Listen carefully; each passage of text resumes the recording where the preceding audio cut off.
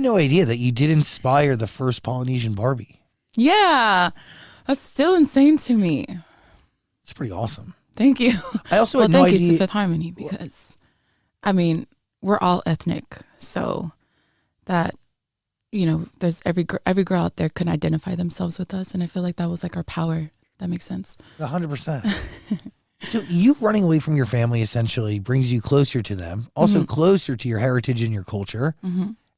At the same time, too, like, and that must be weird in Fifth Harmony, like being told to shelve who you are, but then when it matters, like when it's time to, like, I don't know, have a Barbie, it kind of becomes the forefront, right? Mm-hmm. Right. That's a weird balance, or almost like a hypocritical thing.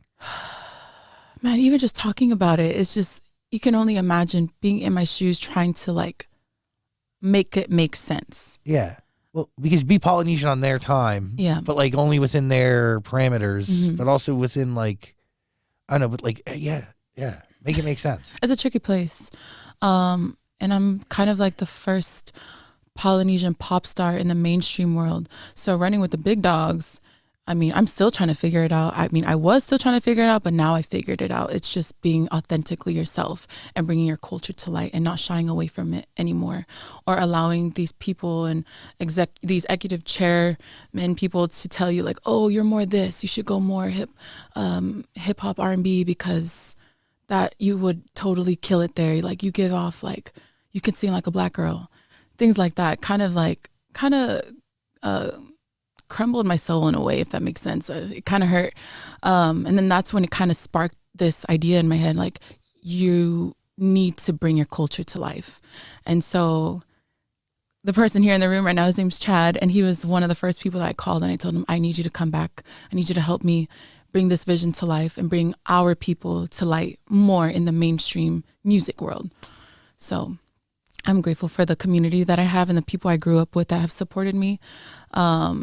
And it's so supportive, 100%. So, yeah. How'd you know it was time to come back now? I knew it was time because there was just like this urgency that was in me telling me, or like these whispers telling me, you need to get up. You need to stop running. I could cry right now thinking about it. What were you running from? From this.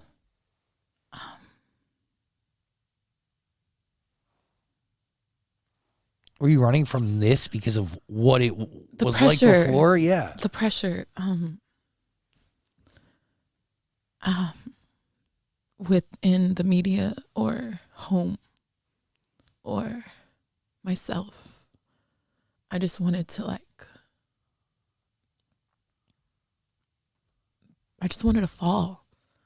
I mean, everything was just so perfect for me for so long that at some point I knew I had like some inner demons that I had to face.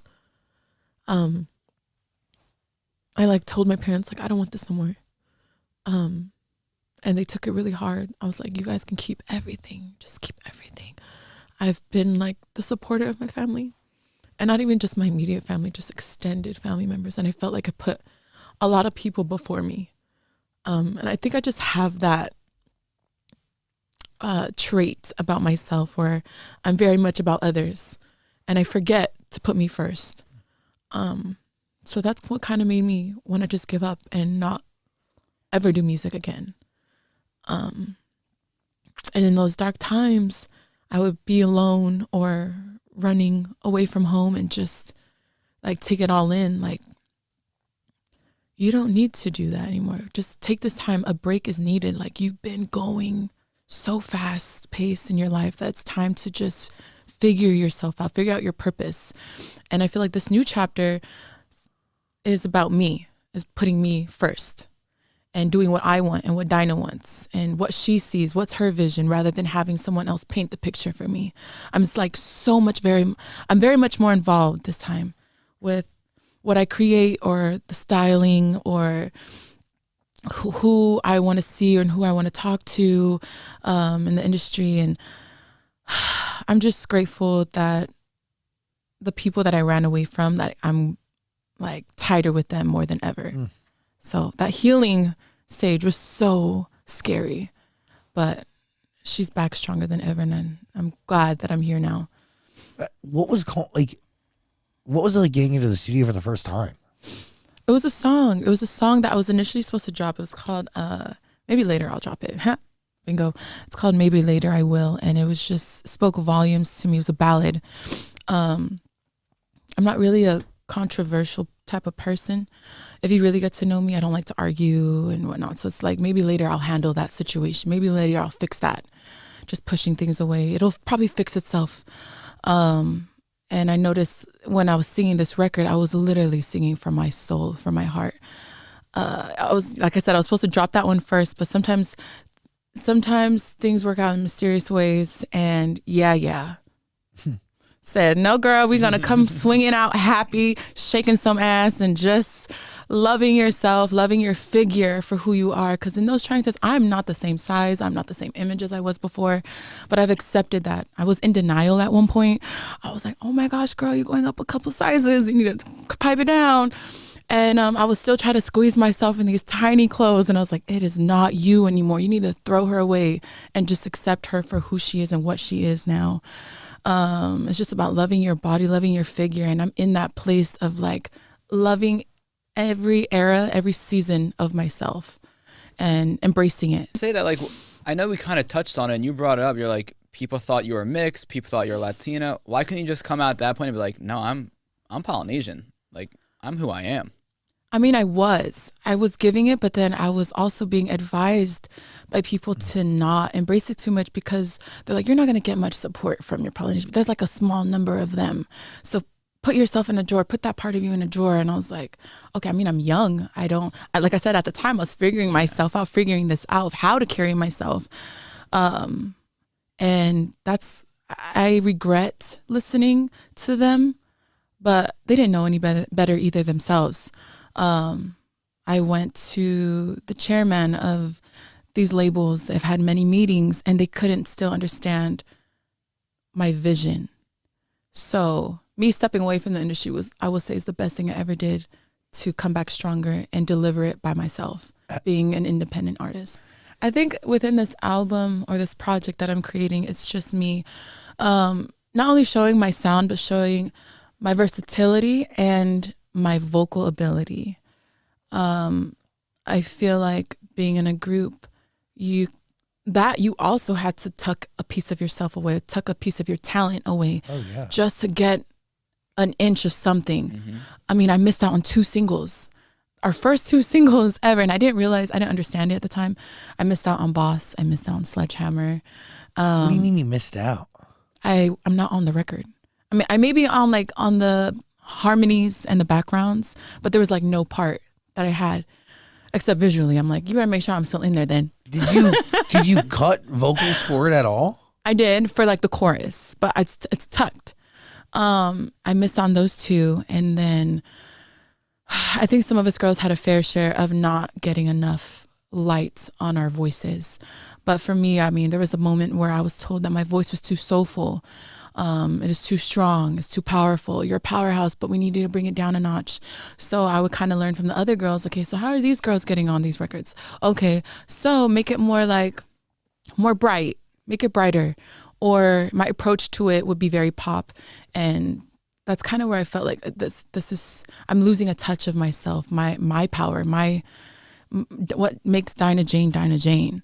So when it would come to live shows, I made sure to rip them stages with my vocals as much as I could to show them, like, don't play with me, that I am nice on the mic. And I feel like that was the perfect opportunity to showcase my vocal ability. But with these records that I'm carrying now, I'm definitely showing my range. I've learned a lot about myself. Like, dang, girl, your range is like down here, and then she can go so high. And just playing with harmonies, playing with color.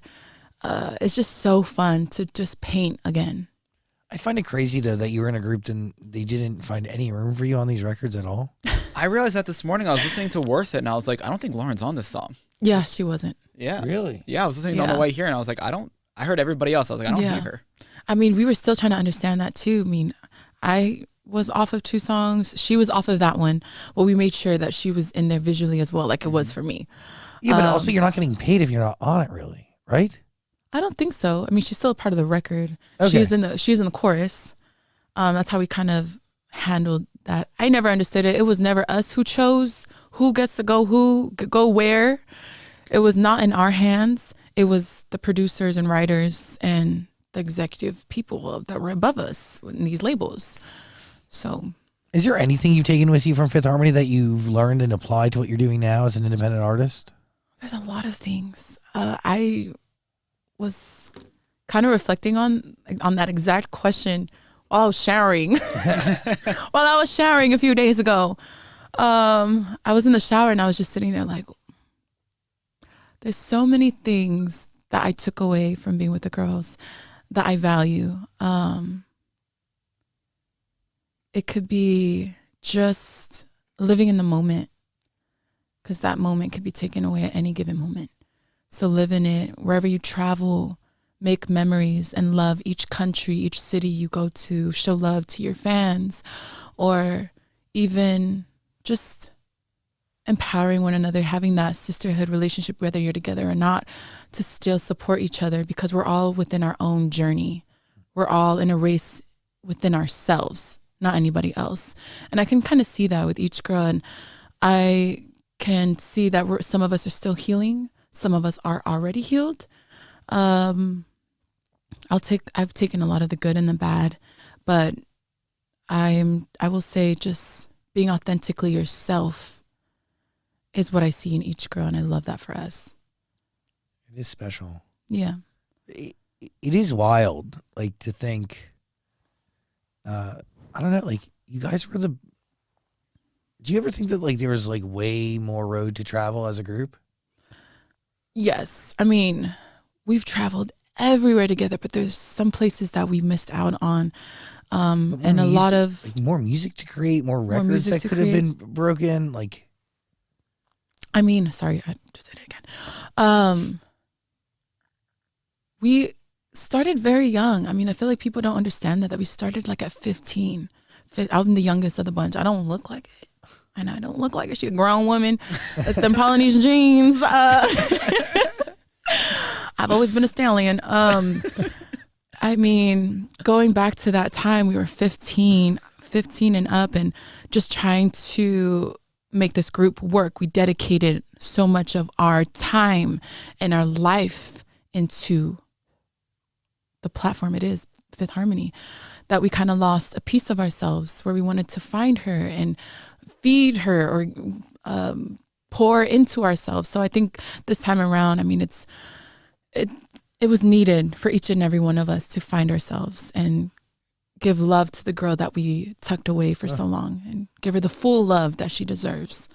And it's really cool to hear each girl's sound. It's like, oh wow, she came out with that and she came out with that. That's like, I'm glad that they went that route, or that sounds like her. Like, I knew she was gonna go that way, things like that.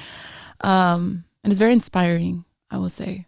I mean, we're the most ethnic girl group ever. So to be relatable to a lot of people, there's a lot of power in that. Also, timeless records. Timeless music. Work from home is never leaving us. No. It is gonna haunt us till we're in those rocking chairs. Okay. So you guys have some bad dancing moments? Oh my gosh, like, come on now. Really? We were not always perfect. Some of us would tumble on the stage. Some of us was giving too much fierceness on the stage. We even broke our neck, and I was like, oh, that's why my neck was hurting that day. I mean, we have so many funny moments that I can die laughing at, whether it's like messing up on your vocals, like cracking on stage, or like not hitting the note. There's so many gems. And I think it just goes to show that we really are those girls next door. Like, we're not always perfect. But that's what people We're not always on. We will try to be. But, yeah, fun times. It's a part of the charm. That's what people loved. Thank you. Do you still make money from work from home? I would think so. I wish I had, the billion views was in my billion account, okay? You said the checks still come in, yeah? I mean, those checks do definitely come in. But man, Fifth Harmony's records of like Worth It went crazy and Work From Home went wild. So, I mean, if only those, like I said, if only those views was like the same amount in our accounts. Dollars? Yeah. You'd be real rich. All that hard work and we only get this percent. I'm just gonna, Yeah, you have to, you share it. yeah. A lot of people taking out of that pie. Yeah. Bums me out. Does. Imagine being in our shoes. I'm so sorry. Was there ever a moment like between the ending of the group until now where you like couldn't listen to the music, Fifth Harmony music, with like and enjoy it because you just thought of like everything else that came with it? Or have you always been able to kind of listen back and enjoy what you guys created? I mean, I feel like I was a girl that was very proud of what we did. Yeah. And it was never really like a thing where I wanted to shy away from it, like, ew, like stop playing that. My family are big harmonizers, so they play it all the time. This is great. Yeah. One morning I woke up and my sister was playing, what music video was she playing? She was playing Sledgehammer. Oh, great one. And sometimes I would, like long time ago, I would tell them like, stop playing that song, I'm not in it. I would keep it real. And I'm like, I don't like that song because I'm not in it. No. And then this love for it just came over me and I was like, you know what, this song, you can't, it's undeniably good. Like you can't deny it. It's so good. But I love every record we've made. There's some that I was not proud of. I was like, why is this in the album? Why is this there?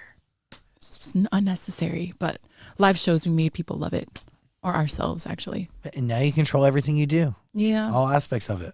Amen. It's also so cool when you post your new single. It's cool to see all the girls comment on your Instagram post. Oh, it is so cute. Yeah. I mean, sometimes we even hit each other up on like direct messages on DMs.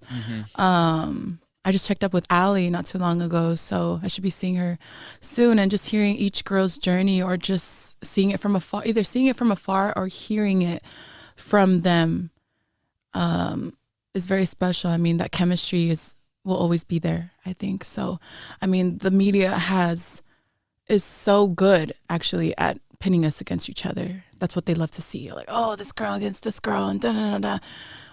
When they don't realize that we're all, like I said, within our own lane, in our own space. And I'm not going against her. I'm against me. Like I said, I'm the first of my people. So there it is, me against me. You can't compare me. Because I don't see her as competition. I see her as also a winner and within her community, or her dreams and her goals and aspirations. So we all have our own lane, and respectfully.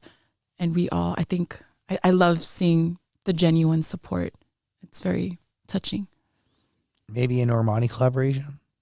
I would love to. I mean, I see the comments. who knows? We did have a record a long time ago. Look at me giving out the stuff that should not be said. The behind the scenes. No, we had this record that Fifth Harmony was supposed to drop or attempt to record. Normani and I was in this studio. There was like 4 rooms going on, and we ended up being in this one together. So we would rotate. And they said, no, Dinah and Normani today. So I'm like, okay, we get in there and we get some like Bay Area Islander vibes. And it was just such a fun song to do. Her cadence and approach is really cool. Then I came in. And so we were the only ones on the record. And it's still literally my favorite song to this day. One of our favorite songs, even though it's a Fifth Harmony. It was in the Fifth Harmony camp. But made now, in Fifth Harmony camp. But I just love how it sounds still to this day. To me, it sounds timeless. But then when they had all of us girls try the song, it was like, okay, let's move around. Let's move around and find that swag, the approach that the song needs. which is eliminating. So them. we eliminated the song off the album. Got it. Do you have the power to bring that back? Who knows? I mean, it goes both ways. So I think God is so good with perfect timing.